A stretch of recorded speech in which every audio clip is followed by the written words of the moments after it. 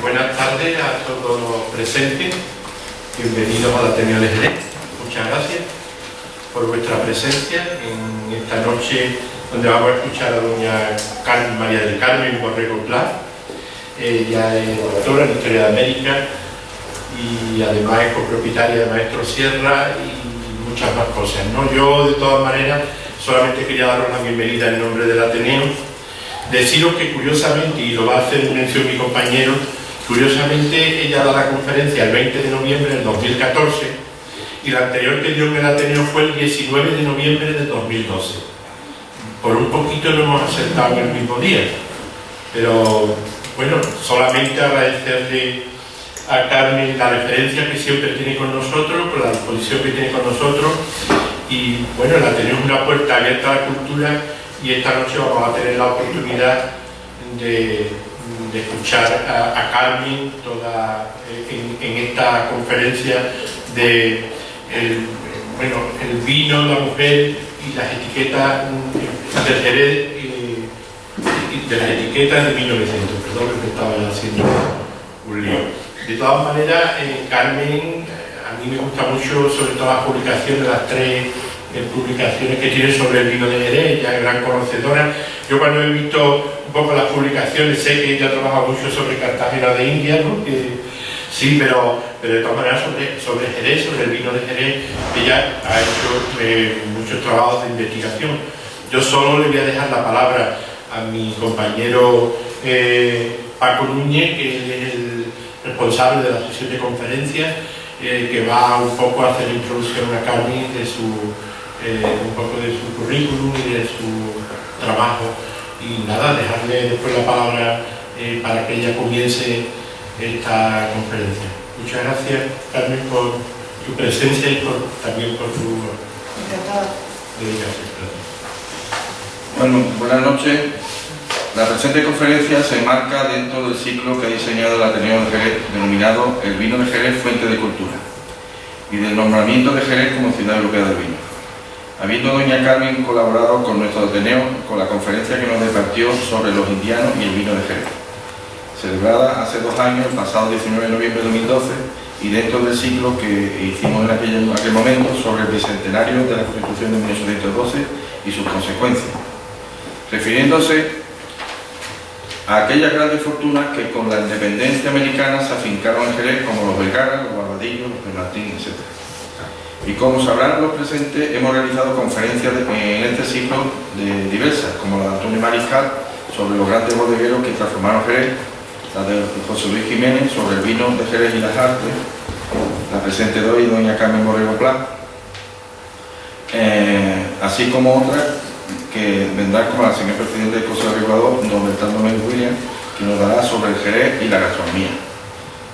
Pero así como dice doña Carmen, y también corroboro yo, y todo aquel que tenga un poco de cultura y 2 dedos de frente para defender y amar lo nuestro, léase el vino de Jerez y todas sus ramas colaterales culturales. Hay que defenderlo, entenderlo, conocerlo, amarlo, para poder defenderlo a ultranza. Por eso, dentro de las actividades de este ciclo hemos realizado las que denominamos conferencias visitas, para conocer un poco más aquellos grandes rincones culturales desconocidos de nuestra ciudad, como la bodega Gustavo, con sus vinos viejos laureados y disertada por don Manuel Lozano Salado, el mejor enólogo del mundo y jerezano del año. Bodega Carbey, con su gran museo de la etiqueta, donde podemos rastrear la historia de la ciudad, la historia de la bodega y del vino de Jerez, con la suerte que fue disertada por don Francisco de lo que aquí está presente también, y por el coleccionista y creador de aquella colección del museo, don José Saldaña Ríos. Así como recorrimos el fin de semana pasado, dedicado al enoturismo, la campiña jerezana desde el Guadalajara, que pasa por Ikea, hasta subir a los altos de Vista Hermosa, con Jerez al fondo, pasando por la zona de las tablas y llegando a la bodega Hermanos Martín, donde realizamos un taller de cómo preparar nuestro plato típico, el ajo campero, además de una buena versa y rociado todo con buen mosto. De este modo visitamos la bodega por sí también, dedicada al embotellado, pero que cuenta con un inmenso museo etnográfico y la mejor colección, se dice, de instrumentos de cuerda de Europa. Esos rincones reconocidos, que no son desconocidos para el gran público. El próximo sábado visitaremos la bodega Tradición, retomada, valga la redundancia, por la familia Rivero, la tradición vinatera con viejísimas soleras y crederas. y su impresionante pinacoteca, de las mejores de España y joyas patrimoniales jerezanas. Para continuar con la visita a la bodega Aspare, pionera en el blanco y el tinto, señera en el vinagre y continuadora patrimonial de otra gran actividad, la tonelería. En definitiva, hemos intentado con este ciclo recorrer, vivir y conocer cosas y lugares culturales desconocidos para el gran público, con la intención primera de ya esa famosa frase, de que quien conoce, ama. Muchas gracias.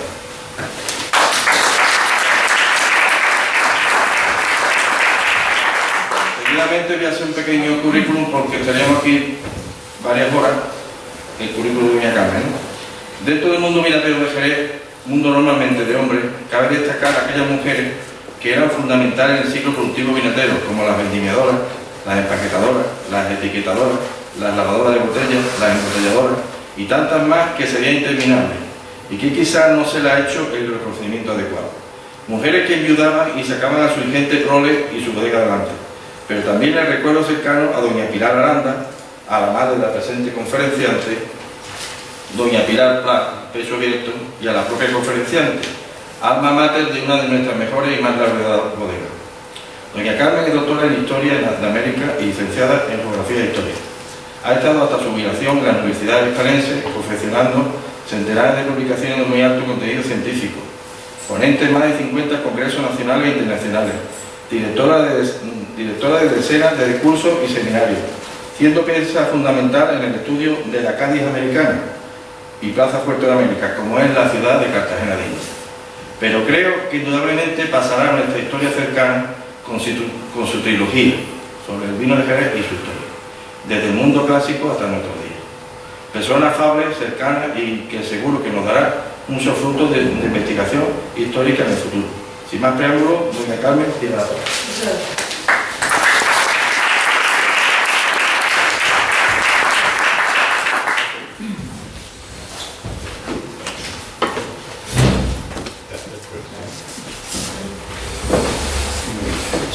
Me voy a poner un poco la veada con su permiso para que se pueda ver bien las diapositivas cuando llegue su momento.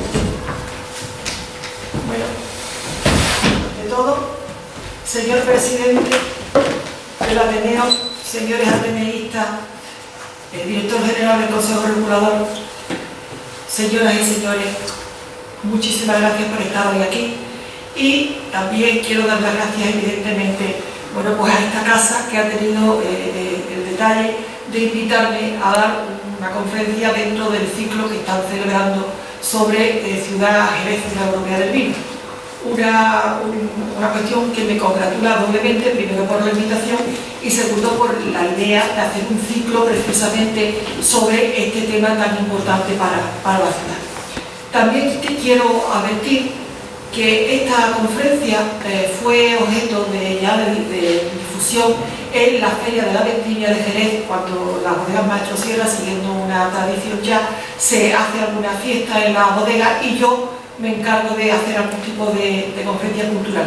De hecho, esta conferencia se hizo, quedó mucha gente fuera de aforo, porque había mucha gente de aforo pequeño, y entonces me pareció estupendo, ya que me dijeron en el Ateneo que si podía repetirla, me pareció estupendo porque a alguien que le interesara podía poder acceder otra vez a la información. De todas formas, también me gustaría decirle, porque a mí nunca me gustan los reestrenos, tal y como son, reestrenos. A mí me gustaría decirles que hay alguna cosa que ha sido cambiada, alguna cosa que ha sido enriquecida y que no va a ser 100% la conferencia que se dio en las bodegas Maestro Sierra, sino que va a ser otra cosa, porque yo realmente no puedo repetir una cosa, tengo que crear, porque si no, no siento, y como no sienta, no transmite. Bien, la temática, como ya se ha dicho, trata sobre la etiqueta, la mujer como icono en las etiquetas de Jerez, que es la secundaria olvidada en todo este mundo del vino, me parecía a mí. Y yo, pues creía oportuno trabajar sobre esta mujer dentro de la etiqueta. Bien. Es el momento, creo, de dar las gracias a don Francisco Odero, que ha sido el que me ha proporcionado gratuitamente todas las etiquetas sin ningún tipo de problema.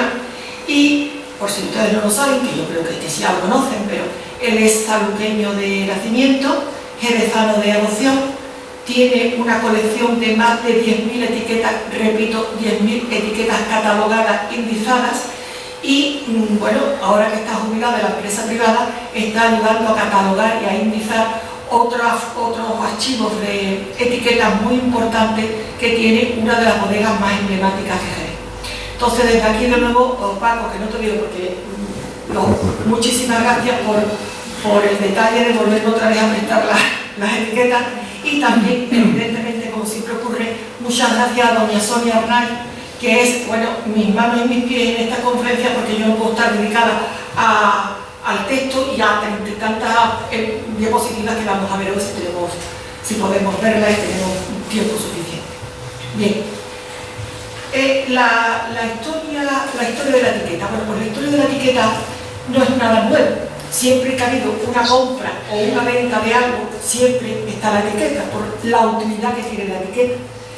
La etiqueta desde la antigüedad hasta nuestros días, siempre, de diferentes formas, de diferentes maneras, ha estado un anuncio con papel o en madera o grabado en la propia cerámica. De alguna manera ha habido siempre señal de quién era el dueño de lo que se compraba, perdón, sí, digo bien, de lo que se compraba, cuál era el comprador, de dónde venía esa mercancía, incluso a veces, en el caso de los toneros, hablando de vino, quién había hecho la vasija. Siempre, ya digo, ha estado en las botellas que llegan a América, en los toneles que también llegan a América, en las ánforas binarias de Roma, siempre ha habido de alguna forma, de alguna manera, este tipo de anuncios, porque evidentemente si no, no se puede comprar. La etiqueta, según su propia definición, es la señal o marbeta que se coloca en un objeto o mercancía para su identificación, valoración o clasificación. La etiqueta, tal y como la conocemos hoy día, procede de etiquette, la palabra etiquette es francés, y también del rumano o del gitano. He hablado yo marbeta, del gitano, del rumano, porque marc significa marca y ves significa trozo de papel. Entonces aquí se habla de etiqueta o marbeta dentro del mundo gitano, que está muy metido dentro del mundo de la bodega.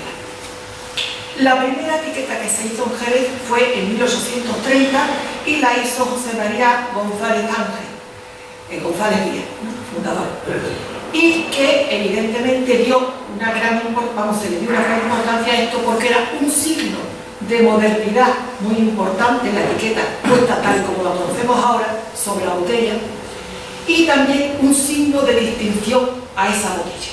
No, antes había escrito en el bollete, pero con vino tal, punto, ¿no? En un papel. Ahora ya era una etiqueta formal y cubriendo la botella. Entonces esto le daba un signo de modernidad importantísimo y un signo de distinción a principios del 19. A partir de ahí se puso la etiqueta de moda y fue importante porque fue un punto de atracción para crear grandes litografías famosas en Jerez y en todos los alrededores, y que fue un gran núcleo de trabajo y de artistas. En realidad, en muchos casos las etiquetas que vamos a ver hoy pues son una especie de homenaje anónimo a estas personas que todavía, bajo mi punto de vista, no se le ha dado la importancia que merece. Litografía jerezana, Manuel Hurtado, Francisco Salido, Manuel Salido, Francisco Rodríguez, etcétera, etcétera, etcétera. Fueron grandes litografías que prácticamente en vez de etiquetas lo que harían serían retratos, como veremos luego. La tipología de la etiqueta, ¿qué características tenían las antiguas etiquetas?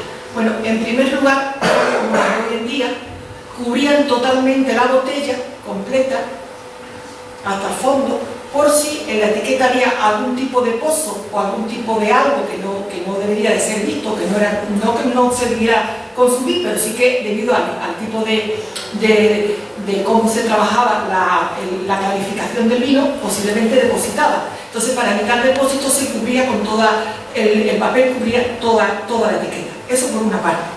Por otra parte, y de ahí la conferencia de hoy, se carga la fuerza en la etiqueta, no en el nombre del vino, sino en lo que significa la etiqueta.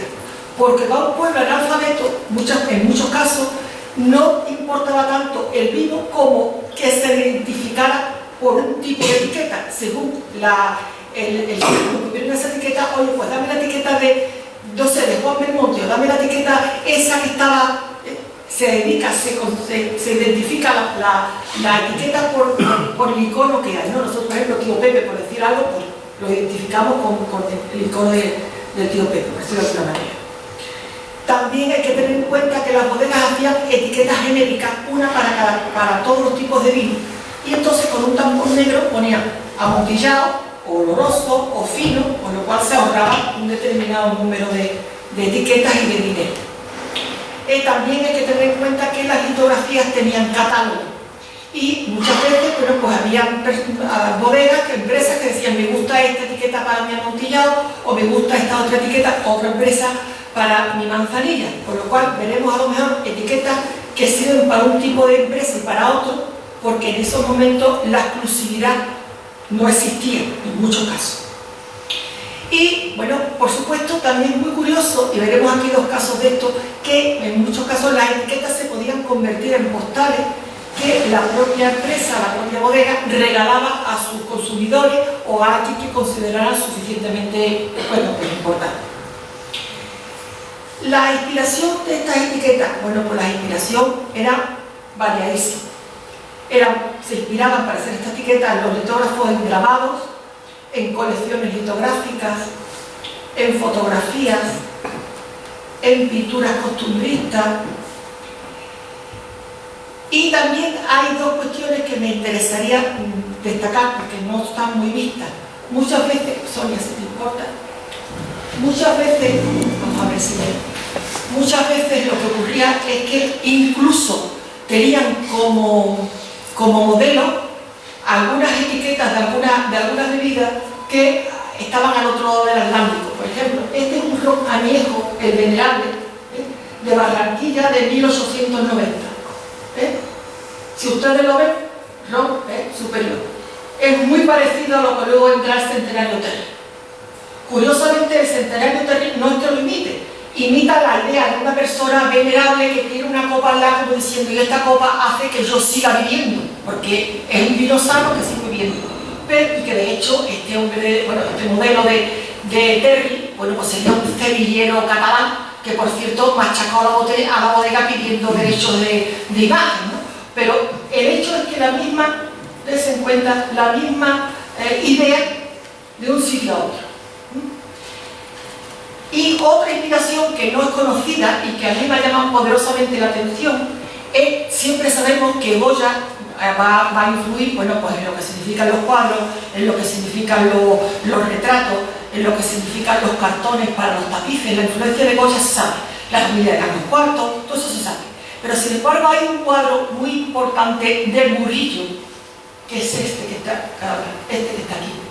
Que no, Murillo se conoce por sus pinturas religiosas, por sus inmaculadas, pero Murillo fue muy importante porque en muchos momentos consiguió recoger el lumpen, lo más picaresco, negro, bronco de Sevilla, y lo recogió en sus cuadros que no están lo suficientemente puestos en valor.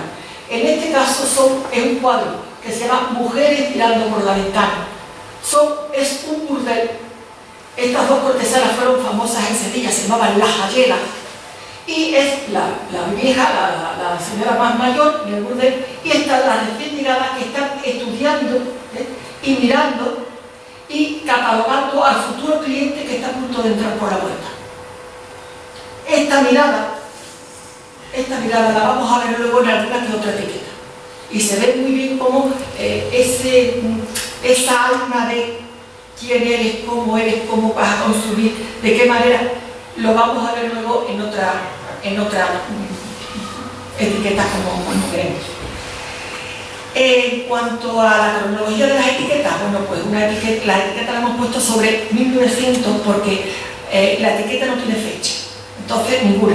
Entonces, por lo que hemos visto, sabemos que sobre esa fecha en realidad coge o abarca la parte de la restauración española, la restauración monárquica, hasta 1900, 1930 como muchísimo, pero más de ahí no. Y es por lo que hemos puesto alrededor de 1900.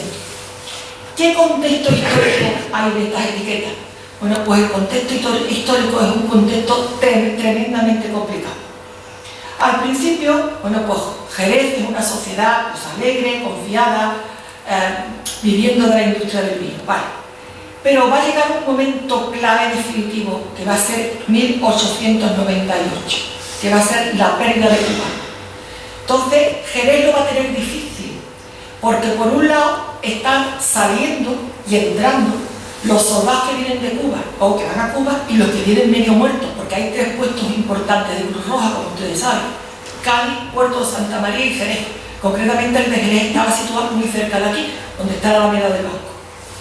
Entonces, por un lado veían el desastre de Cuba, pero por otro lado también estaba que no se atrevían a moverse mucho, pienso yo, y esto me ha dado la idea José Luis Jiménez, que acaba de entrar ahora mismo, porque Inglaterra tenía un gran imaginario del Jerez. Inglaterra era un gran mercado del Jerez. Cuando vino la guerra de Cuba, nosotros habíamos ayudado a Inglaterra, o por lo menos le habíamos prestado apoyo, cuando las 13 colonias de América quisieron separarse de Inglaterra. Pero cuando Cuba quiso separarse, de alguna manera, separarse entrecomillada, forzada por Estados Unidos, Inglaterra se hizo la loca. Y entonces, evidentemente, Jerez decía, bueno, son nuestros principales clientes, pero vaya tela la que nos están organizando. Entonces, aquí se debió de vivir la guerra de Cuba como muy complicada. El hecho fue que cuando ya perdimos las colonias, hubo gente que se llevó las manos a la cabeza, porque dijeron, ¿cómo es posible? Y decían así textualmente, que los salchicheros de Nueva York, que se han dedicado a hacer salchichas y hamburguesas, hayan acabado con una flota, con unos tercios, con una fuerza bélica que llevaba 5 y 6 años señoreando Europa? ¿Esto qué pasa? Entonces vino lo que se llamó la regeneración del 98. La regeneración del 98 está muy dirigida por Joaquín Cuesta, y que prácticamente decía lo siguiente: hay que cambiar los esquemas de valores, marcharnos a la educación, responsabilidad, y echar doble llave, esto fue un escándalo, y echar doble llave al sepulcro del Cid, como diciendo, todo lo que sea historia queda totalmente cercenado.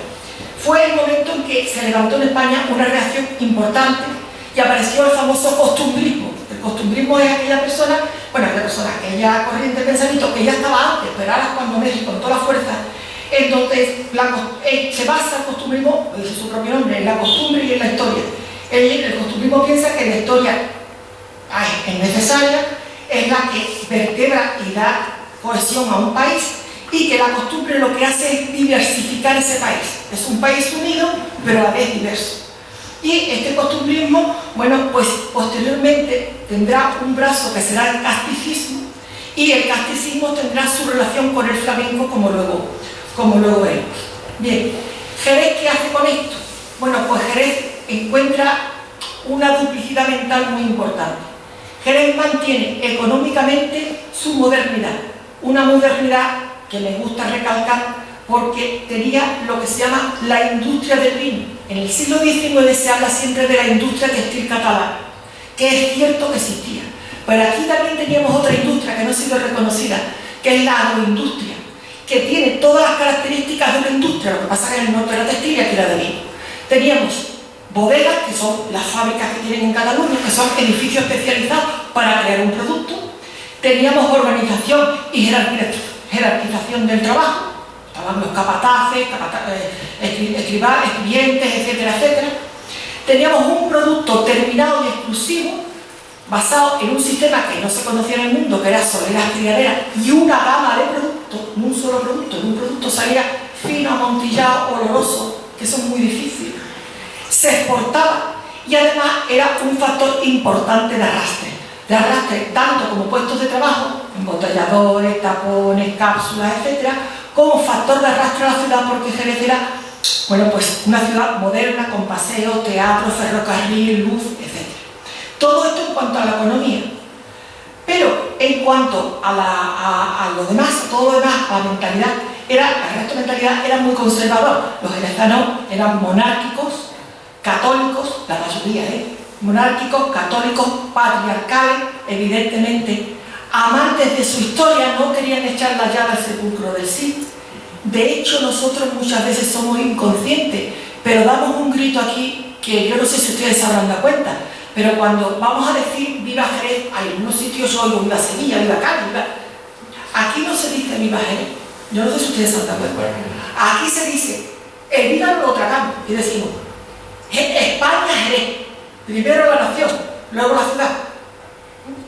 El tipo de unidad de primero nación y luego ciudad está súper claro, y eso tiene su raíz en esta zona y en este momento. Esto hace, bueno, pues que, ya digo, es una sociedad dual muy compleja, porque modernamente sí, en cuanto a economía, y en cuanto a sociedad, pues bastante conservadora, ¿no? Entonces, lo que vamos a intentar ver, esto es una especie de marco. ¿Qué pasa con la mujer en este marco tan especial de la sociedad del vino? Bueno, pues hay muchísimos bloques en cuanto a la mujer que nosotros vamos a intentar dar aquí una visión muy general.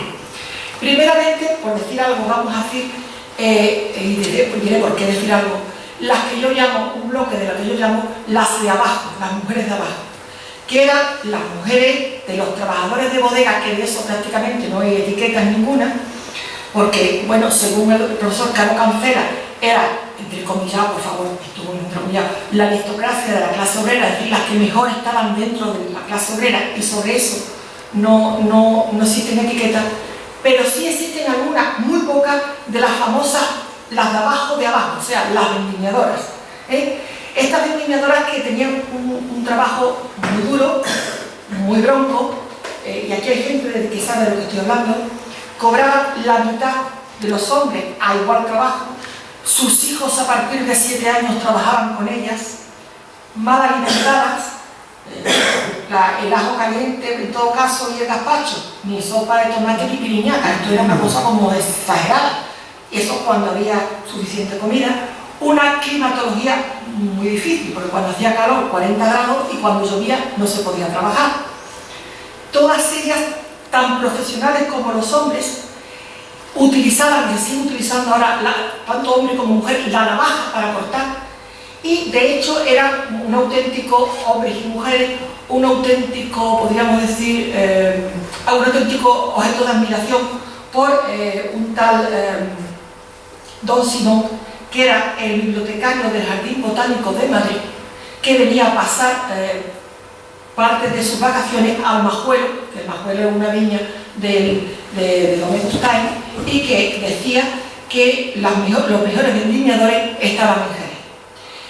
Este mundo era un mundo bronco, de hecho Cádiz sería el centro más importante anarquista de Andalucía, y un mundo que no vendía porque no era agradable al consumidor perezo, y aparte de eso, las personas ahí representadas, las vendimiadoras o vendimiadores, no podían comprar, no tenían dinero para comprar. Entonces, hay pocos restos de vendimias, pero las hay, y yo he tomado 2 ejemplos. Son vendimias totalmente utópicas, y incluso se utilizan cuadros extranjeros, como el del austriaco Rödeck, que también se lo tengo que agradecer a José Luis Jiménez, que se utilizan para, de alguna manera, recoger el trabajo del campo de esta mujer. Aquí, por ejemplo, ustedes ven que esto es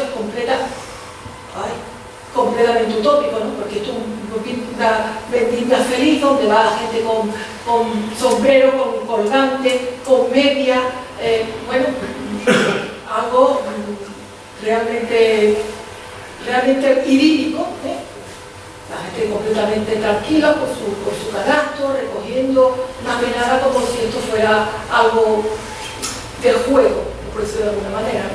Y aquí otra etiqueta, que es la que yo he dicho, que es el tintero austriaco, es que se va a ese tintero austriaco porque no hay mucho agradable que poner, ¿no? Y es la muchacha con su canasto, que no es de uva, más bien es de flores, pero se utiliza ahí como si fuera algo de vendimia, que son las hojas de las pargas, que abajo se ven mejor. Esto es lo que hay, bueno, son dos facetas de vendimia, pero para que ustedes vean que no es fácil recoger el mundo de las vendimiadoras en este mundo de etiquetas, es difícil. Aparte de eso, bueno, pues hay otros bloques que ya son de más entidad, ¿no? Hay más entidad por cantidad, quiero decir. Bueno, hay un bloque que yo le llamo en honor de santidad, que sería, pasa Sonia, por favor. Bien. ¿Qué ocurre? Que ya hemos dicho que los españoles, los jerezcanos eran muy católicos. Entonces, está siempre dentro de las advocaciones, de las santas, etcétera, etcétera, muy en el fondo, en el aire, está el milagro, ¿no? El hecho del milagro. Entonces siempre santos y advocaciones están muy relacionados con los vinos quinados. Vino quinado era un vino fuerte, con un poquito de quina, que se le daba, fuerte en el sentido de que daba fortaleza, con quinado que se le daba a los enfermos. Pérez Galdós tiene, por ejemplo, en Fortunata y Jacinta, bueno, pues se dice que se habla de que el doctor ha mandado que se le diera doble dosis de nuez bónica y que se le diera también las cucharadas por la noche, las papeletas por el día y a sus horas el jerez o el pajarete. Quiero decir que eso estaba recogido incluso en la propia literatura. De hecho, el vino quinado se puso muy de moda aquí en Jerez porque cuando hablábamos de estos repatriados de Cuba, cuidado porque siempre pensamos que los repatriados de Cuba venían con la fiebre amarilla y eso no es cierto. Los señores que venían de Cuba venían, los que tenían fiebre amarilla ya habían muerto allí. Los que venían eran tuberculosos, que se ponían tuberculosos en la propia náutica, en la propia travesía, porque la empresa que nos traía, que había firmado un convenio con el gobierno, era una empresa que no daba de comer a los pobres soldados, es decir, que era lo que ahora se llama una corrupta, con perdón de la expresión. Y estas personas cuando venían tuberculosas, los primeros que se le daban eran huevos, caldo y evidentemente vino quinado. Entonces estaba pautado en la propia, sobre todo lo hemos encontrado en las medicinas que se daban en el hospital del puerto, ¿no? A los que llegaban. Entonces este vino quinado se puso muy de moda a raíz de esto. Y bueno, pues hay etiquetas en donde aparece y siempre está relacionado eso con un milagro, ¿no? O con alguien religioso. Pero hay algo más en estas dos etiquetas. Porque normalmente las bodegas se dieron cuenta que donde había un grupo de gente importante, consumidor de su quinao, si se ponía una advocación, esa advocación hacía o ayudaba a que hubiera cohesión entre sus propios consumidores, por decirlo de alguna forma o manera. Entonces, por ejemplo, en esta primera debe de haber algún tipo de importancia para poner la Santina, es decir, la Virgen de Covadonga, en la cabeza, y seguramente será porque hay gente importante dentro de Asturias que consume el vino quinao. Y esto también, o también por lo importante que es Asturias en la Reconquista Española, como sabemos, pero bueno, de hecho, actúa. Y esto es muy importante, Juana de Lestonac, ¿por qué? Porque es la fundadora de la Compañía de María. Entonces, de alguna forma, de alguna manera, es decir, las niñas que estaban estudiando la Compañía de María, podéis tomar quina, podéis tomar vino, que de alguna forma, de alguna manera, la propia fundadora de la Compañía de María, donde están todas las niñas de la burguesía, estaban estudiando y de alguna forma la compañía, sin quererlo, era garante de que ese vino estaba en condiciones, ¿no? Hay también otro tipo, otro bloque, que yo llamo recuerdos del pasado, en lo que evidentemente se demuestra que la historia no es ninguna vergüenza y que la historia, de alguna manera, está presente y crea nación, ¿no? Hay cuadros, en este caso, esto es un cuadro de Guzmán el Bueno y es un cuadro de Martínez Cubelsa, ¿no? Es un cuadro en donde se ve Guzmán el Bueno que los mereníes han tomado a su hijo menor y él le dicen que entregue la plaza, él se niega y entonces de alguna forma, de alguna manera le da el cuchillo para que mate a su propio hijo y de hecho el hijo muere, ¿no? Porque ha dado palabra al rey de que no entrarán los mereníes en Tarifa. La palabra dada es algo como muy importante dentro de las propias sistema de bodegas, ¿no? Muchas veces no había ni siquiera firma, ni siquiera con un apretón de mano estaba el negocio hecho antiguamente, la fidelidad a la palabra de Dios.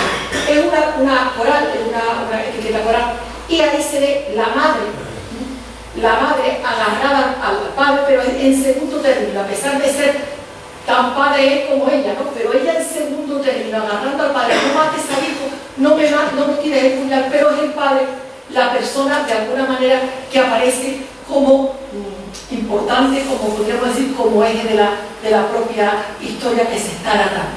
Sin embargo, esta persona que aparece de rodillas, que bueno, es una segunda actor, una segunda actora, por decirlo de alguna forma, de alguna manera. Esta mujer fue una de las bases más importantes, de la casa de los migraciones.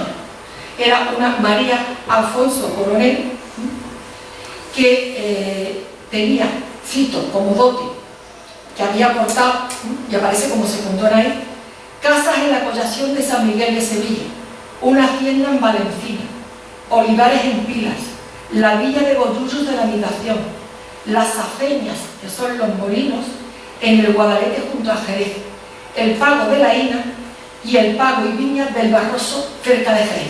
Todo esto lo había entregado esta mujer en su momento de dote, era una de las bases de la casa de Tarifa, y sin embargo, de la futura casa de Tarifa, y sin embargo, aparece ahí como, bueno, como una segunda que está cuidando al niño, ¿no? a su propio hijo.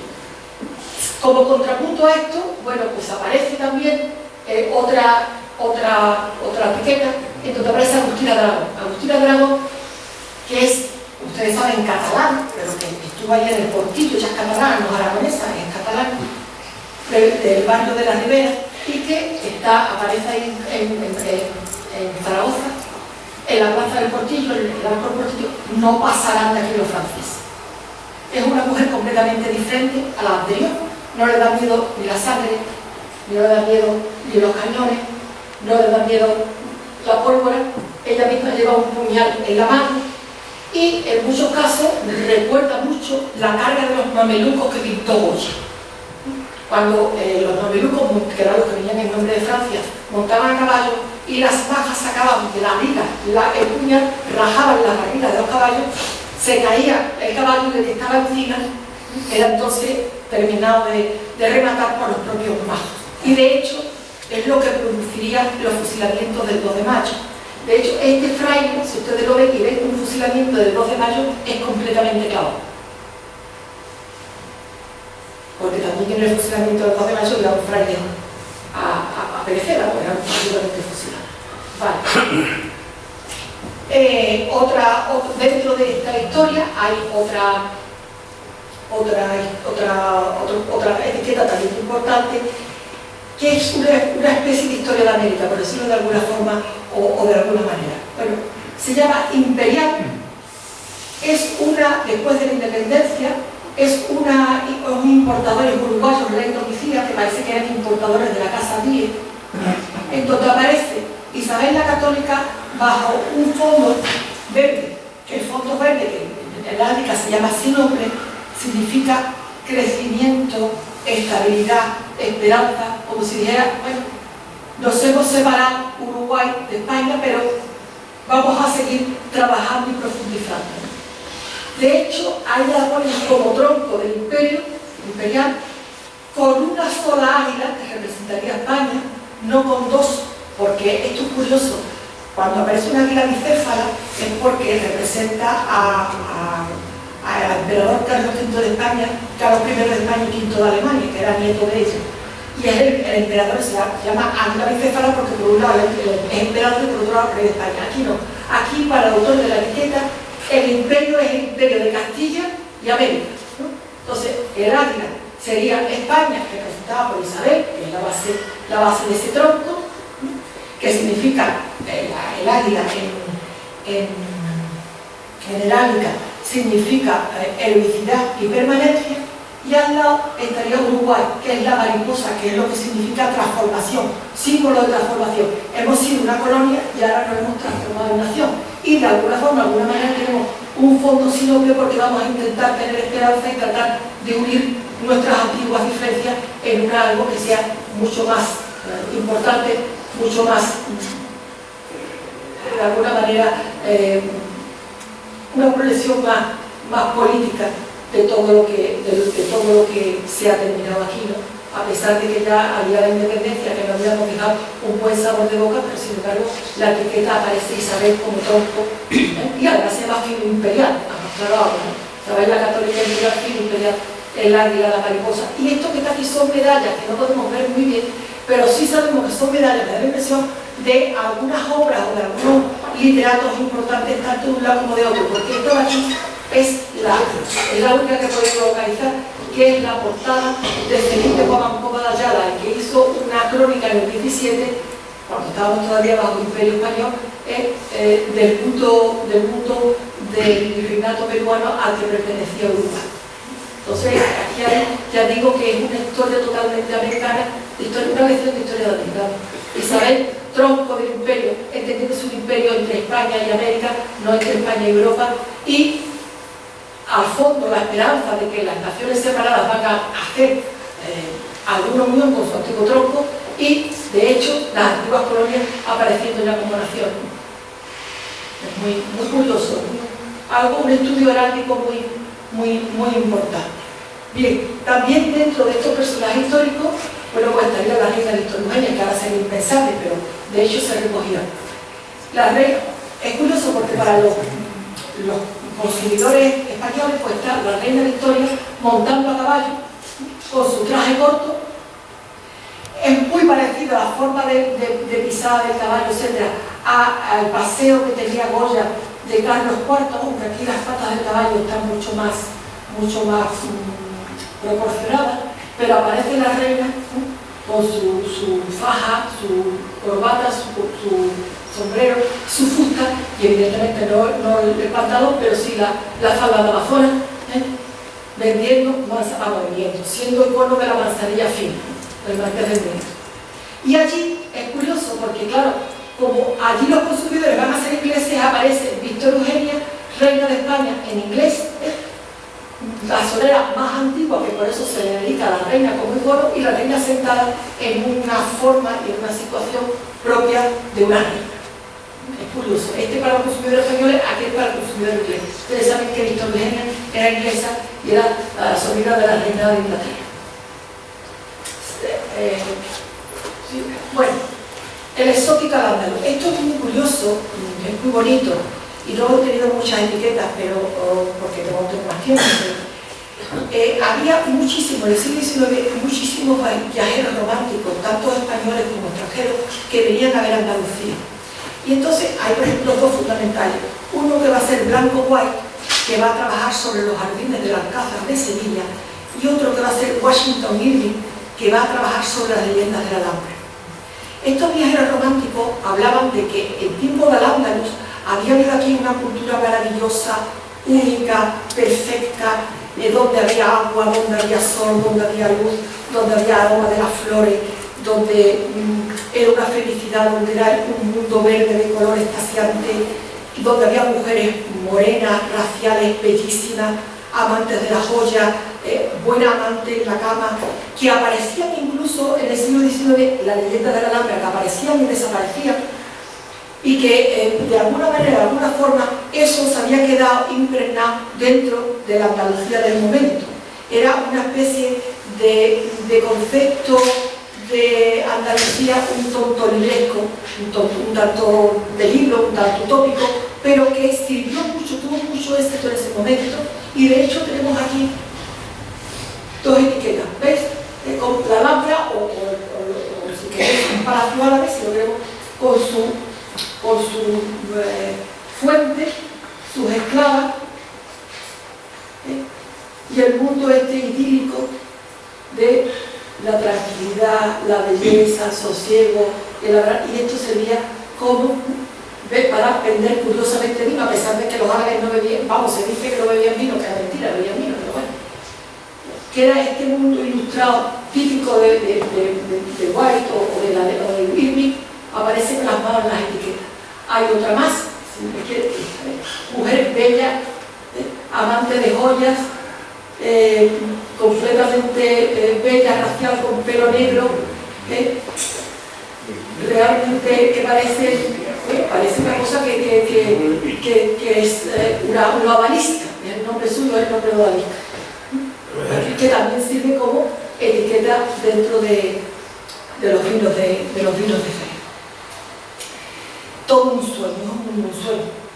Luego aparecería también la famosa vida alegre, que yo digo vida alegre. La vida alegre es porque las modelos son modelos muy, en cierto modo, con subida de tono, que más bien parecen modelos del circo Price o modelos del teatro de variedades de Apolo, o recuerdan también los cuadros del Moulin Rouge, por ejemplo, de Toulouse-Lautrec. Son con poca ropa, miradas que recuerdan mucho a Murillo y que juegan mucho con los colores. Por ejemplo, el rojo. Me parece una postura de circo muy propia del Price. Sí, el amarillo, amontillado pálido, las medias negras, con todo lo que significa la media negra de sexo, ¿no? Y lo que se bailaba el can-can con media negra, lo que significa la media negra en un momento de sexo. Es muy curioso el amontillado pálido, el ámbar, porque la mujer ambarina es completamente diferente a la mujer cristalina. El ámbar es lo contrario del cristal, una mujer un tanto, eso, ámbar, no claro, ámbar. Y para utilizar el amontillado que es ámbar, me ponen a una señora que bueno, que se supone con la botella en la mano, que es un tanto ambarina. Y me parece que además el rosa, con todo lo que significa rosa de prenda íntima de la mujer, también aparece ahí el ámbar otra vez. Y las marineritas eran muy típicos, las muchachas vestidas de marinerita, porque recordaban, en muchos casos aparecieron las marineritas, recordaban mucho las famosas zarzuelas Las Corsarias, donde aparecen vestidas de marinerita. El hecho de tener estas etiquetas, bueno, pues de alguna manera se pensaba que cuando el consumidor tomaba alguna copa de estas etiquetas, de las botellas de estas etiquetas, en cierto modo estaba soñando con la posesión de alguna de ellas, ¿no? Aunque evidentemente esto no se llevaba a cabo, pero de alguna forma le daba mucho bueno, con la alegría de posiblemente un roneo, un algo, o una posibilidad de roneo con esta modelos que hay tan especiales. Damos cuenta que la forma de ojos en muchos casos recuerda a las que hemos visto antes. Siempre fija y estudiando a la persona que tiene enfrente. Siempre. Y ahora, bueno, entraríamos en lo que se llama la cotidianidad de cristal. Vamos a ver. Esta cotidianidad de cristal, que yo antes he dicho poco porque me parecía que era el momento, hay que tener en cuenta que se llama cotidianidad de cristal, lo he dicho yo, cotidianidad de cristal, porque se dice que son la mujer que ha sido muy vilipendiada en el hecho de que está en su casa como una figura de cristal y que no hace absolutamente nada, lo cual no es cierto. Estas personas que están en casa, bueno, pues tienen un gran valor en su propio ser, ¿no? En primer lugar, son personas, claro, evidentemente de la alta burguesía, que se dedican evidentemente a lo que se llama, son las reinas de la casa, pero son las que se dedican a las labores propias de su sexo. ¿Y cuáles son las labores propias de su sexo? Primero, madre de muchos hijos, lo cual a mí me llama poderosamente la atención y un gran respeto, tal vez porque en mi familia he tenido tías que han muerto de parto. En aquellos años tener hijos era ponerse cada vez en más grave por dar a luz un bebé, ¿no? Entonces la madre de familia numerosa, bueno, que evidentemente tenía su valor, aunque evidentemente esto no se viera, pero era algo importante. Por otro lado, estas mujeres también tenían que estar pendientes de la educación de los niños. También tenían sus nannies inglesas, que podían ser escocesas o irlandesas, que eran las católicas, pero ellas tenían que estar pendientes de eso. También tenían que estar ayudando al marido, preparando la mesa, ayudando cuando venían invitados, etcétera, etcétera. Era lo que decían los franceses, que la mujer debía de ser como el maquinista de la ópera, es decir, mover telones, hacer que la ópera avanzara, pero que nunca se viera a esta mujer trabajando. Entonces, esta mujer tenía una gran carga en sí, pero nadie la veía. Y sobre todo, cuando la bodega, por ejemplo, no tenía y tenía que aparentar que tenía. Entonces, esta mujer tenía que hacer los duros 18 pesetas y empezar a trabajar y a poner en solfa, bueno, con muchísimas cuestiones para que de alguna forma, de alguna manera, los invitados, las personas, los conocidos que iban a su casa, no notaran que allí había un problema económico grave. Y esto hay que reconocerlo, que voy a decir por la época que estamos viviendo, por decirlo de alguna forma, de alguna manera. También era muy importante el papel de la mujer cuando se casaba, porque la mujer llevaba una dote, ya lo hemos visto antes en en la casa de Tarifa una dote que era importante, se debía de ahorrar para que la hija fuera con una dote importante al matrimonio. ¿Por qué? Porque muchas veces esta hija era la garante en la unión de dos grandes casas bodegueras o una casa importante con otra casa bodeguera. De hecho, se hablaba siempre de contrato matrimonial, no se hablaba de matrimonio. Es decir, contrato matrimonial ya se sabe lo que es un contrato. Tú, si quieres, te puedes casar con quien te dé la gana siempre y cuando esté dentro del contrato. Ahora sí, el contrato te dice que no, pues tendrás que casarte con. Entonces, esta mujer actuaba también como garante de esto. Siempre además bajo la tutela primero del padre, luego del marido, si quedaba viuda del hijo mayor y si quedaba soltera del hermano mayor. Pero era menor de edad para todos los efectos, como ustedes saben. Bueno, pues esta cotidianidad de Cristal tiene muchísimas formas y muchísimas parcelas. Y bueno, nosotros hemos elegido, ahí donde se ve lo que yo he dicho antes del retrato, hemos elegido, esta no es tanto una cotidianidad de Cristal, es una escena galante, no una especie, una escena galante que estaría entre medio de la cotidianidad de Cristal y de la vida alegre. Es una escena galante que está en la puerta de una venta, es un gran aristócrata con su chaqueta de seda, su escopeta de tiro largo, que es muy importante porque también aparecía en ese tipo de escopeta, aparece un tipo de Carlos IV, su peluca, su peluca y de Carlos III también, su peluca, y es una escena que viene de cacería. La cacería es muy importante para demostrar que la persona es noble, porque no todo el mundo podía cazar. Podían cazar solamente los nobles, los clérigos y aquella persona honrada sin ninguna sombra de exceso. Entonces, cuando una vez siempre, normalmente, por eso los reyes y los grandes nobles aparecen siempre en escenas de montería o de cacería, porque la montería y la cacería siempre está muy relacionada con la nobleza, porque no todo el mundo podía cazar. Es una cuestión que se tiene en España desde el libro de la montería de Alfonso María. Entonces la cacería siempre va al lado del noble. Además es un gran cazador porque aparece ahí una liebre. La liebre es la pieza más importante de la caza cuando se va sin perro. ¿Por qué? Bueno, pues porque la liebre tiene un olfato muy oído muy fino. Entonces el hecho de que se cace una liebre significa que el cazador es un gran adicto a la caza y además un gran profesional de la caza. Sin embargo, si ustedes ven, la señora que está ahí es una señora sin peluca, con el sombrero mal puesto y la posición de las piernas, te lo dice todo, ¿no? Una pierna para un lado y otra para otro. Es una especie de escena galante en una venta de no muy buen ver. Sin embargo, la he cogido además porque es una de las más antiguas. Estas en cambio son señoras ya de burguesía propiamente dicha, que es muy curiosa por varias razones, si se me permite. En primer lugar, llevan antifaz. Ustedes saben que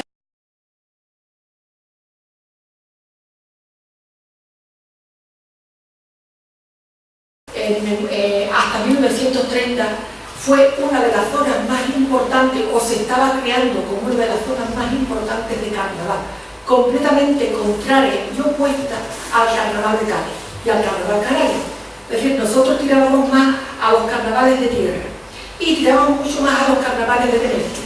Entonces Jerez tenía un gran carnaval en donde la gente, bueno, pues se vestía de, como diría yo, de la comedia del arte italiana. Aparecían Pierrot, Arlequín, Colombina, etcétera, etcétera. Un carnaval muy parecido al carnaval de Venecia. Y esto sería uno de los ejemplos, ¿no?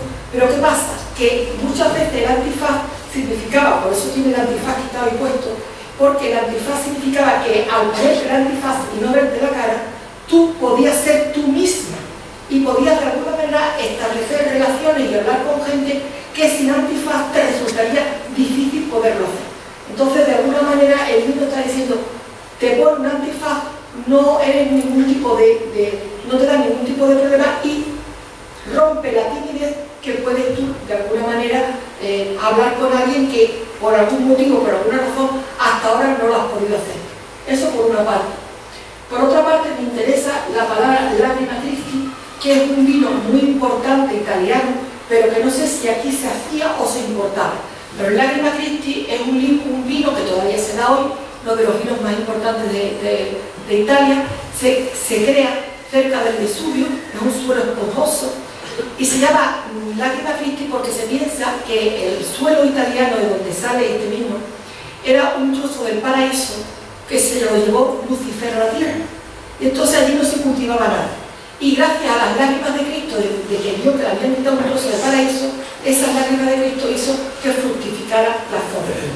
De hecho, estaba y está todavía un monasterio que se llama Monasterio de las Lágrimas de Cristo.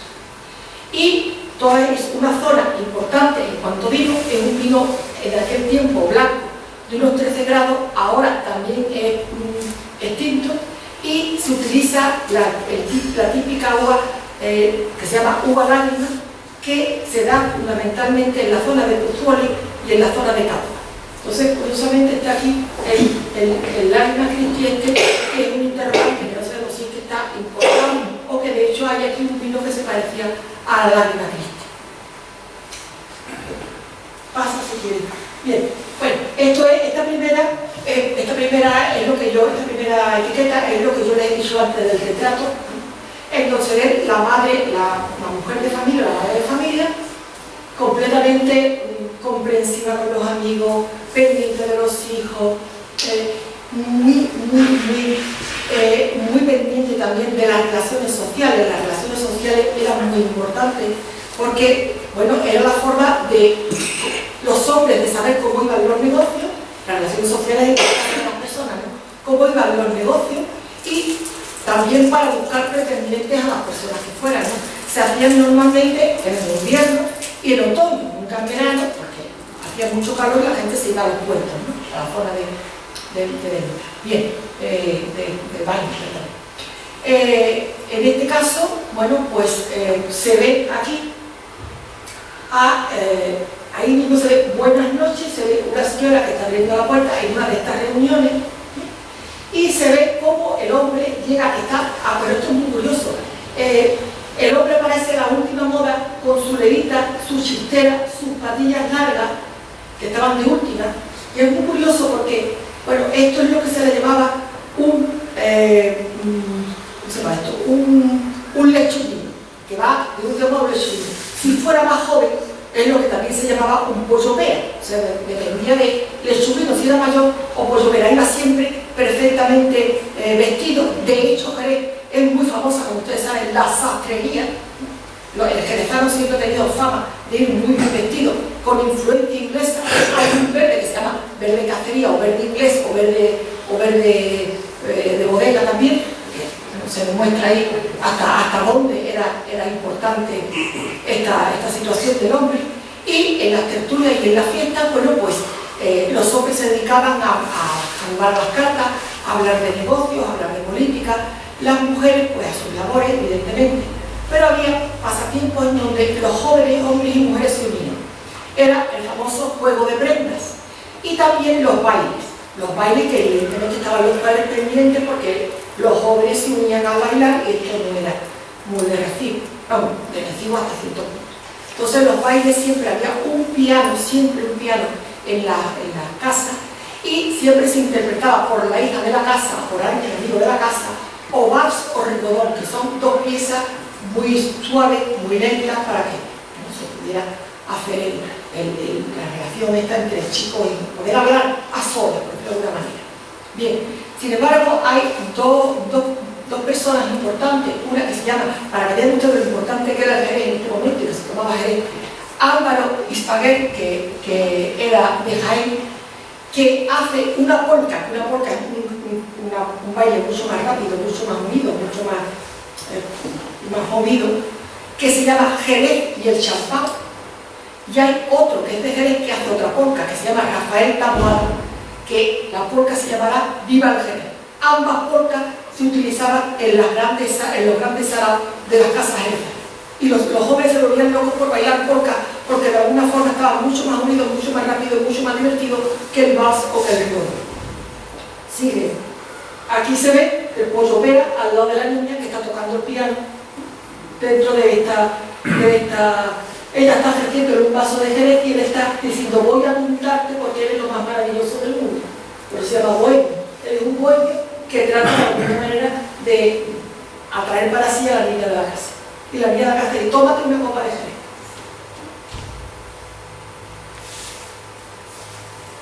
Era fundamental el piano como instrumento social y el jerez haciendo juego con el piano. Es muy curioso.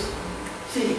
Bueno, también ahí hay otra cuestión, lo mismo. El camarero ofrenda a dos damas una copa de jerez. Y ahí son dos cuadros, que ya lo estuve diciendo aquí José Luis Jiménez el otro día, que yo también lo tengo recogido en mi tercer tomo de historia, en donde en 1851, el inglés William Frick, bueno, pues hace una camarera, lo mismo, con un jerez, un decantador ahí, que se llama, el título primitivo sería un sherry, ¿cierto? ¿Quiere usted un sherry? Ella, según José Luis Jiménez, era del propio pintor que se llamaba Matilda, y tuvo tanto éxito esto de un sherry que posteriormente, o en este caso un americano, Thomas Ward, bueno, pues escribía, pintaba otra exactamente igual, pero en color, que en cierto modo parece que es una especie de reencarnación de lo que el viento se llevó, que actualmente la primera tiene la Casa William como buque insignia y el segundo estaba en el Museo Metropolitano de Detroit. Pasa. Bien, ahora sí, ¿qué pasa? Hemos hablado del casticismo. Bueno, pues también, aparte de esto, está otra corriente importante en la mujer, que también forma parte del famoso catecismo. El catecismo, bueno, no es otra cosa más que, como diríamos nosotros, es lo más, podríamos decir, lo más rancio, lo más tradicional del costumbrismo, es el castizo. El castizo no es la casta, no es la casta étnica que conocemos ni la casta política que estamos nosotros viendo actualmente, sino es una especie de sentimiento donde aparecía una reivindicación nacional y un orgullo patriótico, ¿no? Era amante de expresiones populares que no populacheras, que no es lo mismo que el famoso me cachi que guapo soy, castizo, las formas de trabajar, de hablar, de vivir, de alguna manera de actuar.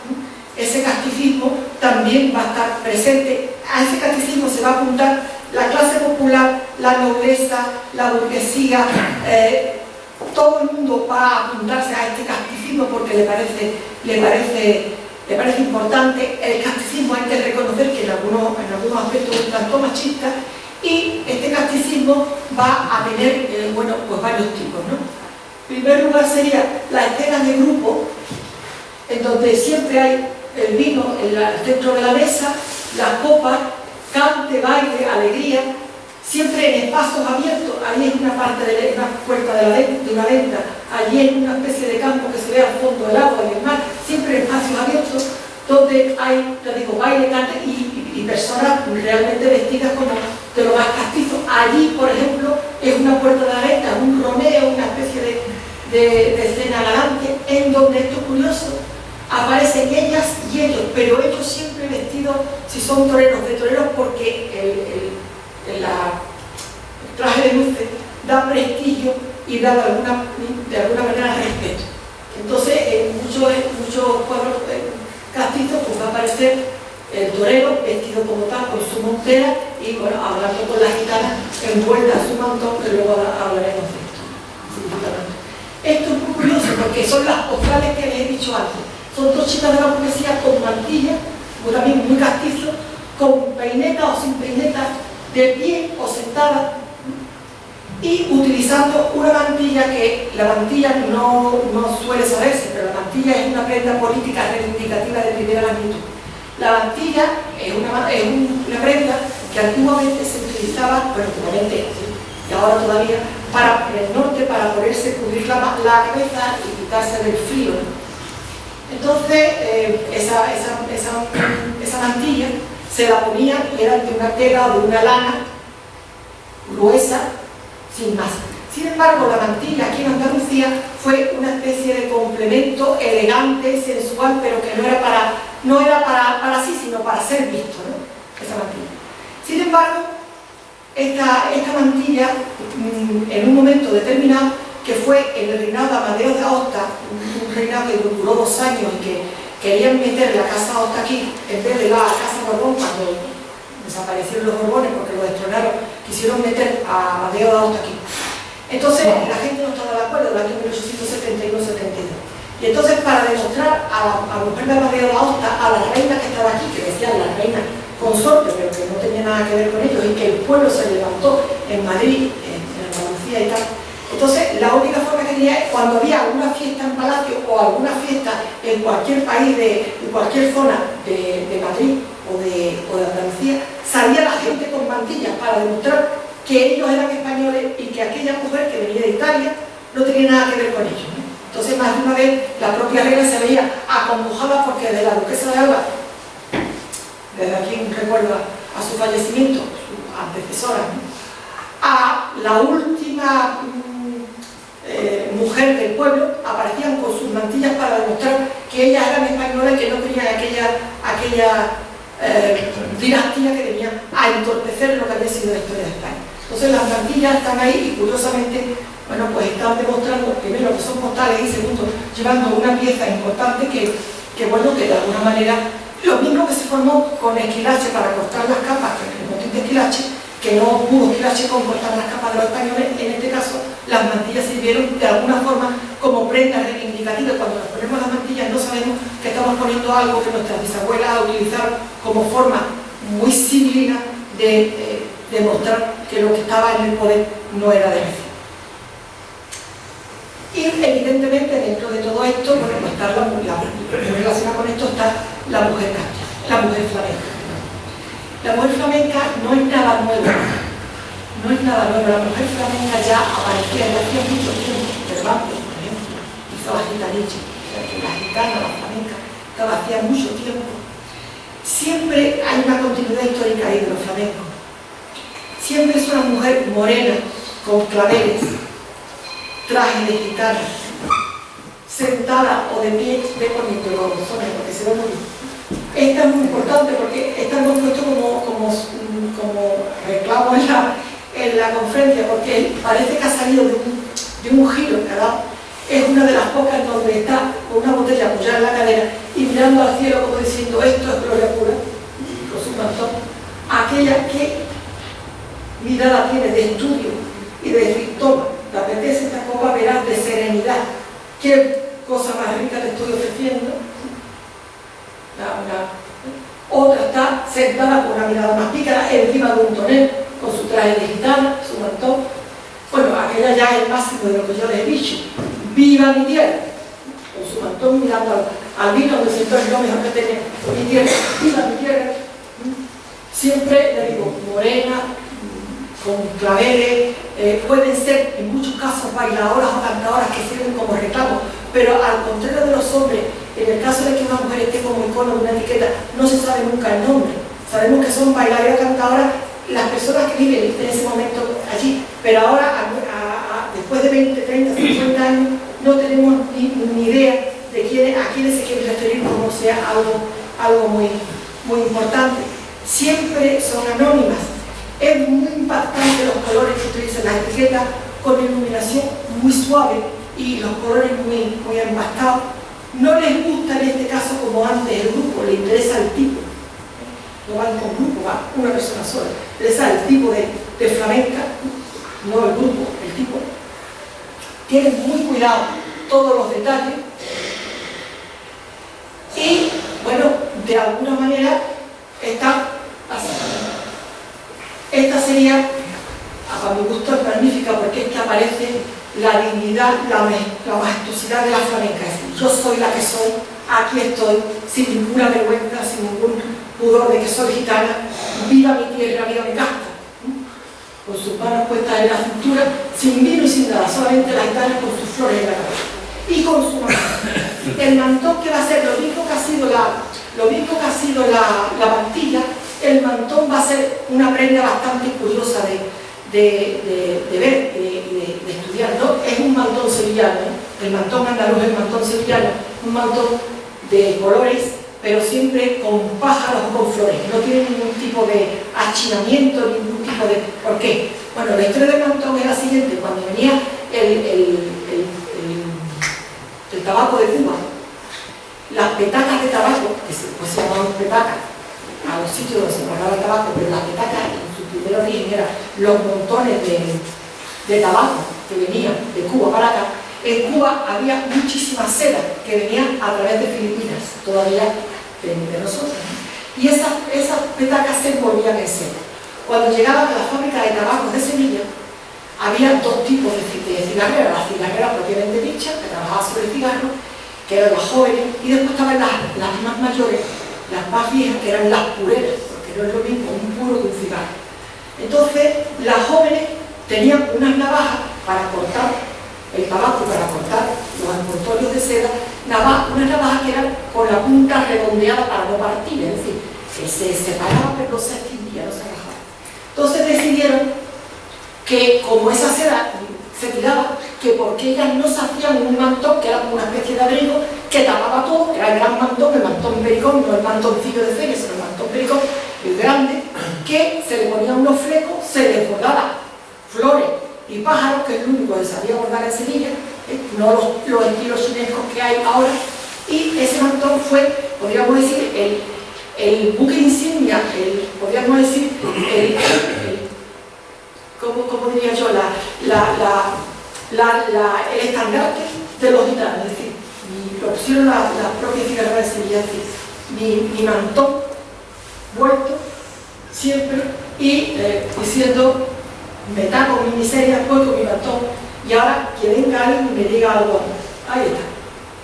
De una gran majestad, de una gran significación, de una gran prestancia, bajo mi punto de vista, evidentemente. Y también hay otra cuestión importante, esto es muy curioso: las propias etiquetas tienen también, recogen letras musicales del momento. Yo no he puesto ninguna porque era muy difícil de leer, pero sí quiero decir que las mujeres aparecen como iconos de determinadas partituras. Esto es muy curioso. Entonces, por ejemplo, aparece, si quieren, la petenera, personificada en esta mujer. Qué serenidad, qué belleza tiene, un cante fuerte, un cante hondo. Por eso se busca un vino potente, el amontillado. La petenera, que era uno de los palos más importantes, que puso muy de moda Antonio Chacón, La niña de los peines, Pepe de la Patrona, que Lorca incluso le había hecho el gráfico de la petenera, y que en el poema del cante hondo, que leyó y que cantó y que interpretó la famosa argentinita, de la que luego hablaremos, pues a la petenera se le dio un gran papel, un gran respaldo. Pues aquí aparece un palo de un flamenco, la petenera representada por una mujer, también con su mantón de Manila, su flor en la cabeza y un aire de serenidad también, de prestigio, de poderío y de decir: aquí estoy yo. Rompe completamente con todo lo que se pensaba que era la gitanía de la zona de la ciudad que fuera. Pasa. La africana, esto es muy curioso porque esta africana se ha podido localizar, era la famosa Balbina Albalá. Balbina Albalá, que nació en Tánger, y por eso decía la africana, y con 17 años fue la mejor tiple que ha tenido España. Y de hecho, además, a más curiosidad, su mejor obra, su mejor creación era el dúo de la africana. Cuando se habla eso de africana, gitana, nacida muy cerca del puente Triana, bueno, pues esta Albalá, que había nacido en Tánger, encima era una gran tiple, cantaba zarzuela fenomenalmente bien, y su gran obra era el dúo, justamente el dúo de la africana. Entonces se le llama la africana, curiosamente, y aparece también dentro de la etiqueta. También dentro de la etiqueta va a aparecer un tipo de palo, un tipo de palo del flamenco que también se va a convertir en canción española, que es la carcelera. La carcelera es un tipo de palo flamenco, pero también es una canción española que hizo una verdadera y auténtica maravilla de ella, Concha Piquer, que tal vez sea ella la que aparece ahí, y también después la famosa Rocío, la carcelera, por un lado. Y también allí la chulona era el famoso chotis de Agustín Lara, cuando vengas a Madrid, chulona mía, voy a hacerte emperatriz de lavapiés y a alfombrarte de claveles la Gran Vía y a bañarte con mi niño de fe. También ahí las chulonas representando a Chotis. Curioso porque es todo un marco de canción. Y como colofón esto de música, esto es muy curioso, lo he puesto aquí porque de alguna manera esta manzanilla se llama Viva la Pepa. La Pepa, como ustedes saben, era la Constitución de 1812, que se llamó la Pepa porque se aprobó el día de San José. Bien. Curiosamente, era una constitución muy liberal, donde había libertad de prensa, libertad de expresión, etcétera, etcétera. Entonces se aprobó. Pero los diputados conservadores empezaron a llamarle la Pepa, como diciendo, bueno, esto ya es el desmadre generalizado, esto ya, esta constitución ni nos gusta ni nos sirve, y comenzaron a crear una cierta ironía alrededor de la constitución. Entonces esa ironía alrededor de la constitución llevó a nosotros a la expresión, viva la Pepa, o sea, ya esto es el desmadre, ya esto es la jarana, en ese sentido de la jarana, el desmadre y tal, esta manzanilla viva la Pepa, que es muy curioso porque muchas veces las gitanas tienen en sus manos, la flamenca, tienen en sus manos siempre algún instrumento, o una castañuela, en muchos casos, o una pandereta, o una guitarra, en este caso es un abanico que está abierto por detrás. Pero ¿qué es lo que ocurre? Que era tan importante en los años 30 y tanto el icono de González Díaz, la chaquetilla con el sombrero, etcétera, etcétera, que entonces esta etiqueta la retiraron y pusieron la viva la Pepa con esta especie de, vamos, yo qué sé, que se llama, creo que es algo parecido a un burrito, no tengo mucha idea, pero que si ustedes se dan cuenta es algo parecido a si llegara él al tío Pepe, ¿no? Con sus sombreros de lana, sus brazos que tuvieron que cambiarlo con una copa, porque el tío Pepe tiene una guitarra, evidentemente, y que de alguna manera quisieron imitar de lejos el icono tan importante que en aquellos años era el tío Pepe. Luego se volvió, evidentemente, a la antigua etiqueta porque les parecía mucho más peculiar y mucho más personal. Pero esto queda ahí como recuerdo de lo que esta etiqueta significó y de cómo pasó a otro icono y luego volvió del pueblo a este sitio. Sigue si quiere. Bueno, en cuanto a los toros eran una fiesta nacional y que era un motivo de charla en los colmados, en los tabancos, en los sitios de alta prosapia, siempre los toros, las faenas de Joselito, las faenas de Belmonte, siempre los toros eran fundamentales en la fiesta nacional. Entonces, la Argentinita puso de moda el que las cantadoras y las bailadoras se vistieran de hombres y concretamente se vistieran también de toreros. En un principio yo pensaba que podía ser porque había toreras que en 1930 desaparecieron. Está la Fragosa, la Realita, la Lolita, la Angelita, eran toreras que de alguna manera funcionaban, pero a partir de 1930 se cortó estas mujeres toreras. Pero parece que en este caso no es una torera, es una bailadora, cantadora, que tiene la gracia, la idea, siguiendo la moda de la Argentinita, de vestirse de torera. Y como ella, muchos se vestirán de bandolero, otros de traje corto de hombre, siempre imitando al hombre. No sabemos si es para demostrar que eran iguales que ellos o bien por un dato exótico que de alguna forma o de alguna manera estaba ahí. De hecho, ya digo, la forma de vestir tipo hombre, bueno, pues la sacó de moda la Argentinita, pero de hecho actualmente todavía sigue vistiéndose gente de hombre. Estoy hablando, por ejemplo, de María Albaicín, de Isabel Fallo, de Estrella Morente, de Carmen Linares, que muchas veces se visten normalmente de traje corto como si fuese un hombre, ¿no? Una moda importante. De todas maneras, también me gustaría decir, importante, que ellas al vestirse de traje de torero no se estaban dando cuenta, porque no lo sabían evidentemente, que de alguna forma estaban entroncando con la madre de la fiesta de los toros. La fiesta de los toros muchas veces se piensa que la base del toro es el Minotauro, ¿no es cierto? La base del toro es la leyenda de Mitra. Mitra era una diosa persa que su culto fue llevado por los romanos a todo el Mediterráneo.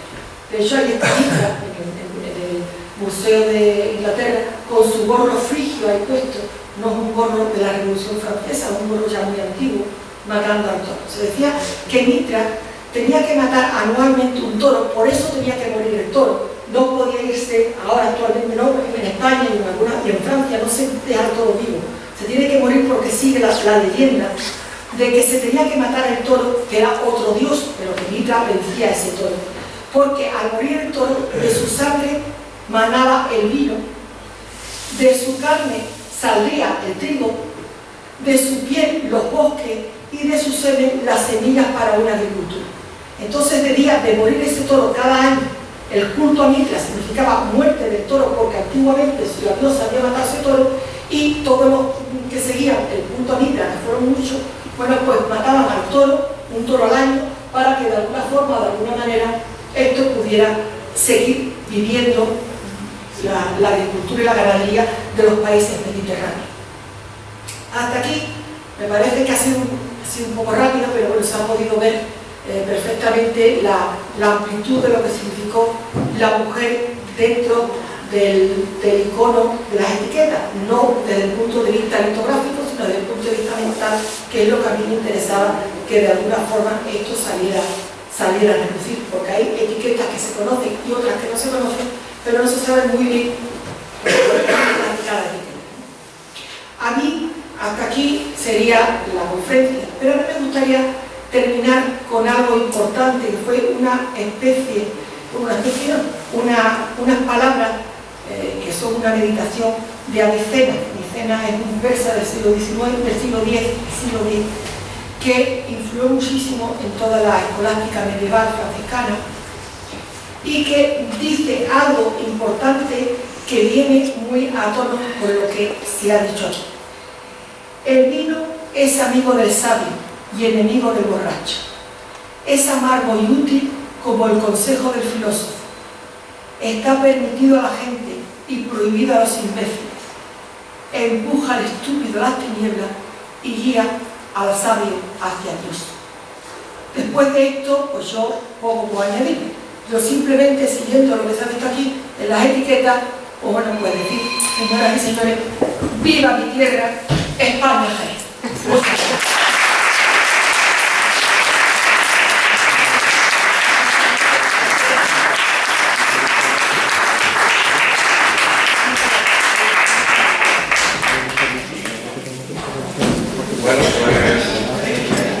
Vamos a hacer un pequeño turno de preguntas. ¿Quién quiera realizar alguna?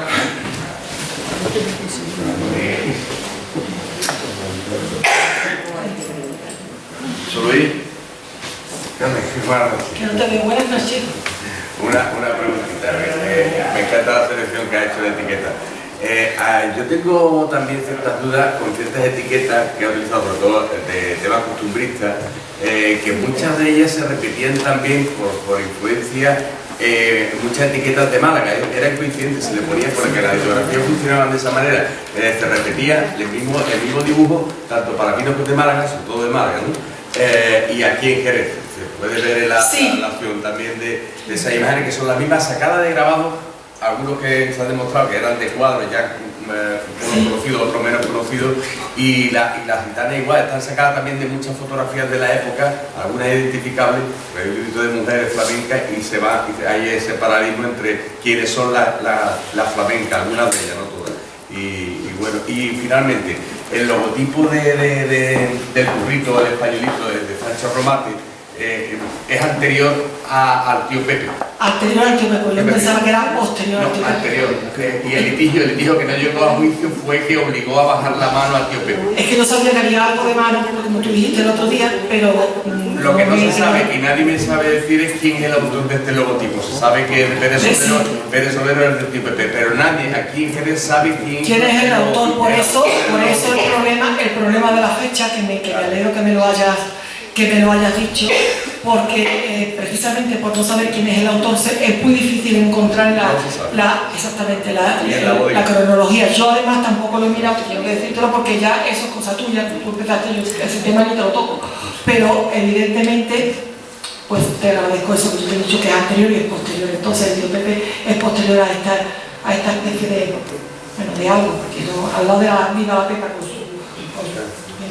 un comentario.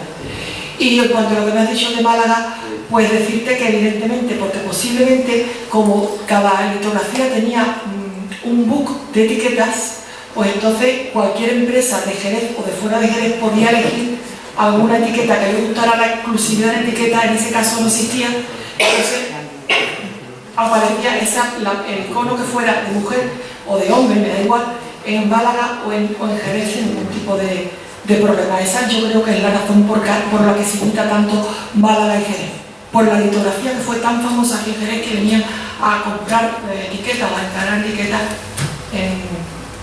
en la zona esta de otra zona vinícola. Esa es creo que es mi opinión. Voy a hacer un nombre más. ¿Puedo? ¿Hay alguien delante? No. Mi pregunta es la siguiente. Hemos visto las personas que han participado en todo lo que ha sido el etiquetado de las botellas, la historia del vino, da igual. Mujeres gitanas, mujeres vendimiadoras, las cigarreras, etcétera, etcétera. Muchas personas, arrumbadores, etcétera. Pero ahora mi pregunta es la siguiente. La figura del borracho en la bodega, ¿dónde está? Porque el borracho tiene una gran cultura en la bodega y una gran historia, ¿eh? Bueno, porque ha habido grandes borracheras de vino a lo largo de la historia y ha habido borrachos populares, no me atrevo a decir famosos, será a lo mejor muchos, como fue el Varilla, como fue Rocique y como fueron otras personas que no me vienen ahora mismo a la mente, no las conocí. Y eso, que el borracho debiera de tener una figura, una parte en la bodega, en estas conferencias, que apareciera como persona, porque incluso Goya, corregidme si me equivoco, incluso Goya tiene una obra llamada Los borrachos. Goya no, será Velázquez. Velázquez, ¿no? Por eso he dicho que me corrigieran, que es que no estaba tampoco en usted. Hay una obra que se llama Los borrachos, lo que quiere decir que los borrachos tienen un gran sitio en la historia del vino. Claro, pero es que no son mujeres, son hombres. Es que las mujeres borrachas no aparecen aquí. Sí, pero ¿cómo han salido? Entonces, mujeres, entonces las mujeres borrachas no Para eso había entonces, ¿no?, en una parte de la bodega que había un reservado para que las señoras fueran a comprar el vino. Bueno, por allí María José, ¿no? Hola. ¿Se le ha reconocido en Jerez la importancia que ha tenido la mujer tanto en el campo vitivinícola como en el bodeguero? ¿O ha sido algo cerrado a los hombres? Cerrado al hombre hasta hace, pues hasta mediados del siglo pasado, hasta 1960, cerrado. Yo, bajo mi punto de vista, cerrado, totalmente cerrado. Sí. Las vendimiadoras eran las únicas que iban con hombres a cortar viñas, pero el vino estaba en manos de hombres y era de hombres. Por eso he hecho una pequeña colaboración de la embotelladora, sí, las embotelladoras, las costuradoras, pero eran, como te digo, eran trabajadoras muy puntuales, ¿no? Pero empresarias no había, por decirte de alguna manera. La mujer que estaba casada con un bodeguero normalmente no estaba al tanto de lo que ocurría en bodega. Eran etnólogos, ¿no? Etnólogas, evidentemente. Ninguna mujer entraba en bodega a comprar vino o tenía que entrar en un sitio que estuviera apartado, etcétera, etcétera, ¿no?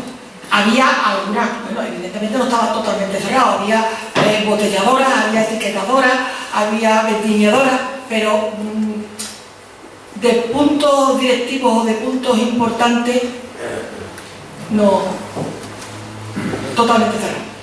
¿En qué año más o menos empezó a abrir el campo hacia la mujer? Yo creo que desde el tiempo que empezó doña Pilar Aranda o empezó mi madre aquí, que tampoco quiero señalar mucho, pero a mediados del siglo XX, mediados de los años 60, por ahí. Estaba ya Pilar Aranda y después mi madre en el 76. José Nelson. Hemos tenido en Jerez los mejores dibujantes de etiqueta de toda España, o de todo el mundo, que han sido maravillosos los que ha habido aquí en Jerez. Cierto. Ha habido unas maravillas de etiqueta y las que todavía hay que no sabe uno dónde están, pero que han sido de maravilla todos. Cierto.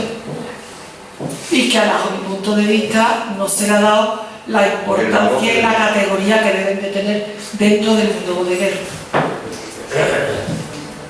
bajo mi punto de vista. Luis, un detalle respecto a lo que ha dicho el compañero. Tú has utilizado una etiqueta, Bohemios, que se ve la chica en el piano, el pintor. Bueno, si se fija uno en esa etiqueta, en la parte inferior hay una M muy pequeñita que no se distingue, que es de Teodoro Miciano. La M de Miciano está hecha, Miciano hizo esa etiqueta, que lo oculta su nombre con esa M, simplemente como hizo con algunas otras. Pero ahí un poco es la curiosidad de que está firmada por el propio Miciano, pero casi ocultándose el nombre. ¿Alguna pregunta más que digamos? Ellos no, en las etiquetas nunca firmaban, como ha dicho el compañero TV, no firmaban ninguno las etiquetas. Ni firmaban ni Pero era algunos sí lo En algunos casos sí hay firmas, pero muy difíciles de encontrar porque en muchos casos lo que hacían era firmar con seudónimo o con la letra inicial. ¿Alguna pregunta más? Terminamos la...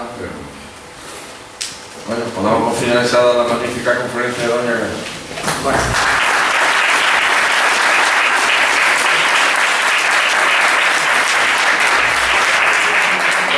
Una cosa que queremos, para terminar, queremos agradecer a doña Carmen Borrero Pla, el que haya estado con nosotros en el Ateneo, que nos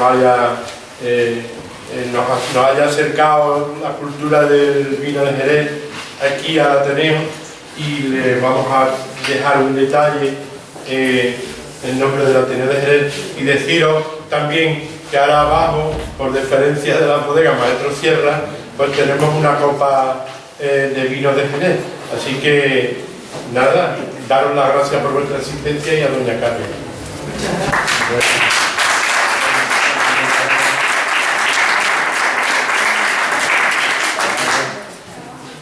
Voy a mirar, Esperaros.